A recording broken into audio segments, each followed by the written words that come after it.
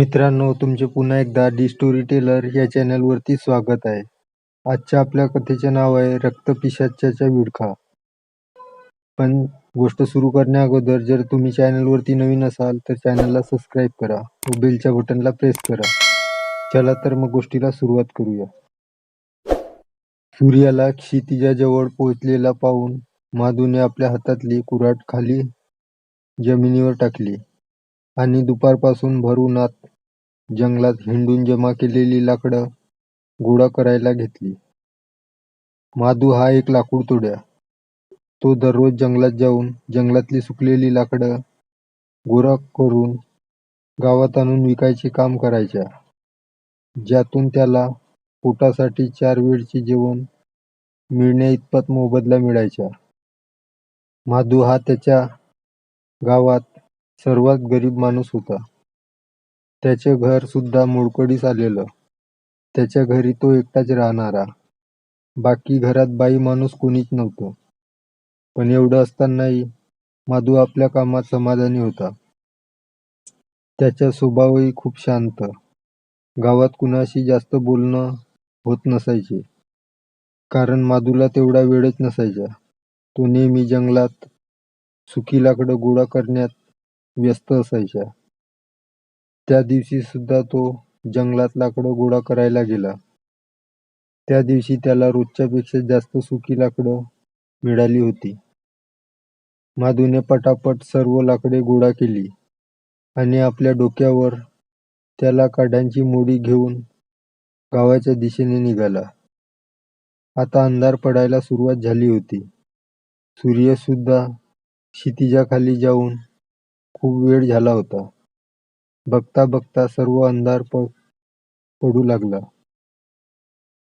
माधू मात्र एका हातात कुऱ्हाड घेऊन आणि एका हाताने डोक्यावरची लाकडांची मोडी सांभाळत गावाच्या दिशेने चालला होता. माधूला घरी पोहोचायला आज खूप उशीर झाला होता. पण माधूला त्याचे काहीही पडलेलं नव्हतं. तो फक्त गावात जाऊन त्याने गोळा केलेली लाकडं विकण्याच्या विचारात हरवला होता. मात्र थोड्या वेळातच आपल्या चारी बाजूला अंधार पडलेले पाहून माधू आपल्या विचारातून बाहेर पडला. माधूने आता आपली पावलं पटापट गावाच्या दिशेने टाकायला सुरुवात केली.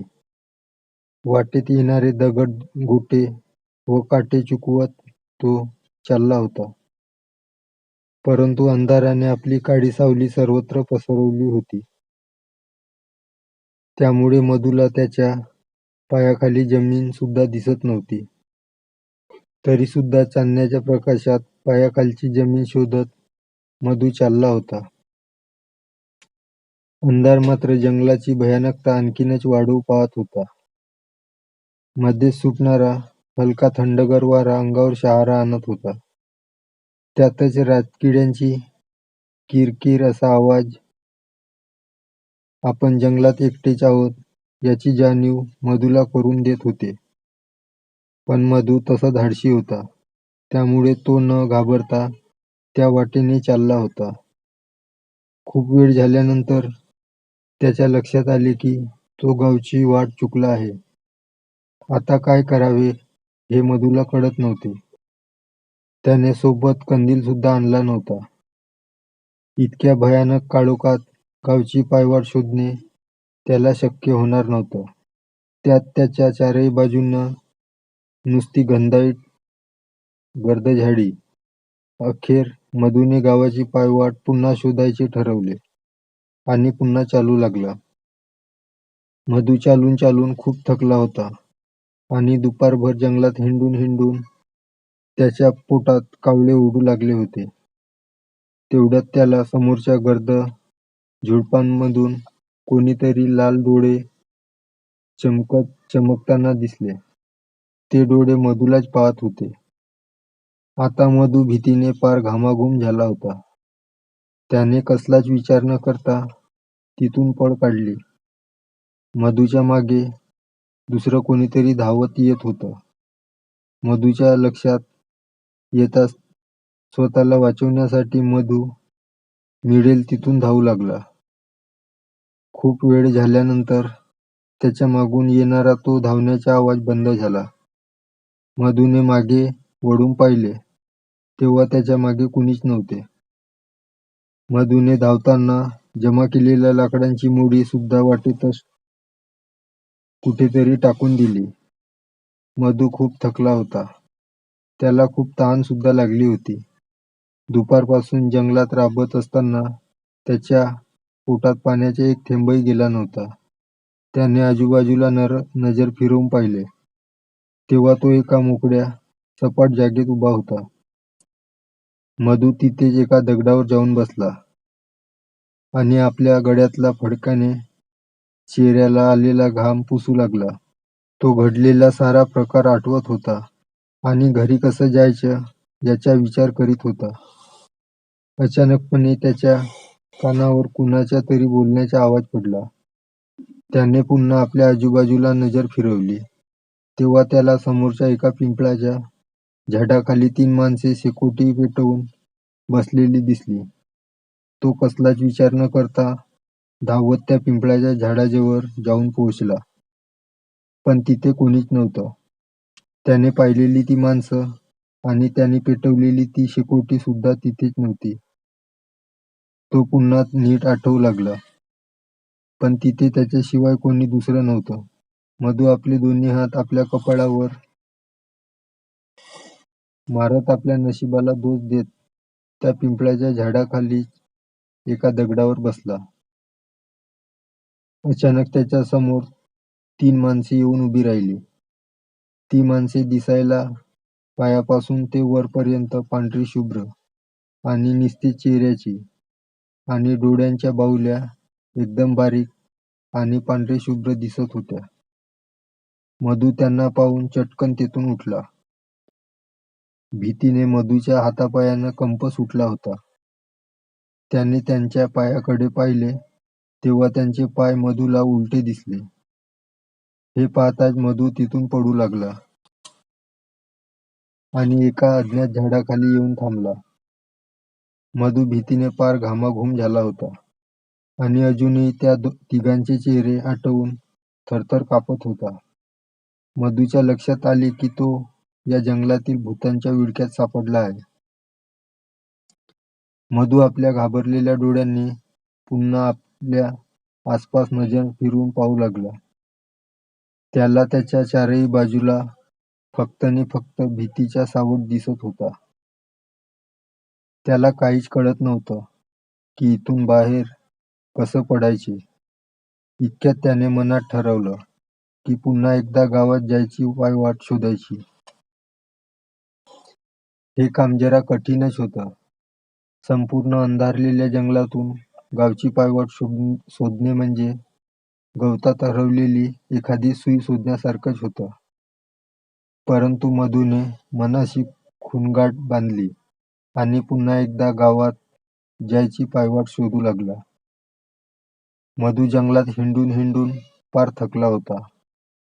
त्याने अख्खे जंगल पालथं घातलं, पण त्याला काही गावात जायची पायवाट सापडली नाही. तो नेहमी फिरून फिरून एकाच ठिकाणी यायचा. त्याला चकवा लागला होता, पण तरी देखील त्याने आपले प्रयत्न चालूच ठेवले. आणि अचानकपणे तो एका वडाच्या झाडाखाली येऊन थांबला. कितीतरी उंच वाढलेलं ते वडाचे झाड होते आणि कितीतरी जागा त्या वडाच्या मुळांनी घेतली होती. ते वड आजूबाजूच्या झाडांपेक्षा अधिकच घनदाट आणि भीतीदायक दिसायला होतं.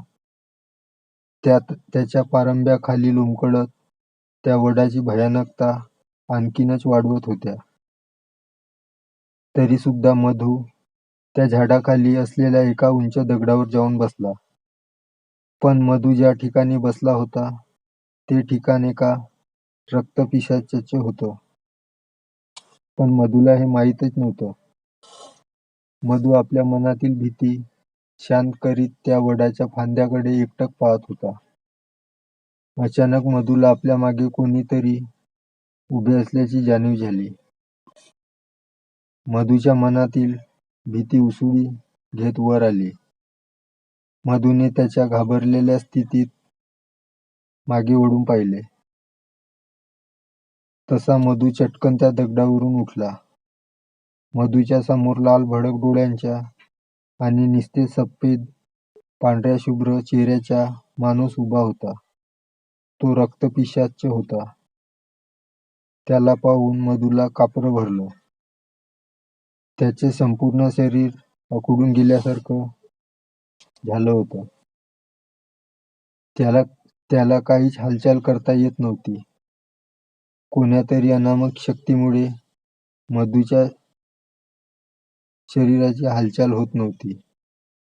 रक्तपिशाच मधूच्या दिशेने आपली पावले टाकू लागला आणि बघता बघता त्याने मधूला आपल्या दोन्ही हाताने घट्ट पकडून घेतलं. मधूला काहीच करता येत नव्हतं. मधू बिचारा स्वतःला त्याच्या तावडीतून सुटवण्याचा पुरेपूर प्रयत्न करत होता, पण त्याला काहीच करता येत नव्हते. शरीराची हालचाल करता येत नव्हती. त्या रक्तपिशाच्याने आपले तोंड उघडले आणि एका क्षणात मधूच्या मानेला चावा घेतला. मधू जीवाच्या आकांताने ओरडू लागला, पण त्याला वाचवण्यासाठी तिथे कोणीच नव्हतं. रक्तपिशाच आपली रक्ताची तहान मधूच्या रक्ताने भागवत राहिला. संपूर्ण जंगलात मधूची किंचाळी गुंजत होती. संपूर्ण जंगल त्या भयानकतेचा साक्षीदार बनला. रक्तपिशाच्याने सुद्धा कितीतरी वर्षांनी एका माणसाची शिकार केली होती. त्याने मधूच्या शरीरातील प्रत्येक रक्ताचे थेंब पिऊन संपवून टाकला आणि अखेर मधूने आपला प्राण सोडला. आता त्या रक्तपिशाच्याने मधूच्या शवाची लचकी तोडायला सुरुवात केली. बघता बघता त्या रक्तपिशाच्याने मधूच्या शवाची फार भीषण अवस्था केली होती. त्या रक्तपिशाचं ते भयंकर रूप पाहून संपूर्ण जंगल भीतीने गारठून गेलं होतं. त्याने एकदाच मोठ्याने विकट हास्य करून आपल्या भयानकतेची कल्पना पुन्हा एकदा संपूर्ण जंगलाला दिली. त्याच्या धुरधार सुळ्यांना मांसाचे तुकडे चिकटलेले होते आणि त्याचे तोंड मधूच्या शवाच्या रक्ताने माखलेलं होतं. पुन्हा एकदा संपूर्ण जंगलात त्या रक्तपिशाच्याच्या भयानकतेचा साक्षीदार बनला होता. मित्रांनो, ही कथा तुम्हाला कशी वाटली? लाईक व कमेंट करून नक्की सांगा. चॅनलवरती नवीन असाल तर चॅनलला सबस्क्राईब करा. भेटूया अशाच एका नवीन कथेसोबत.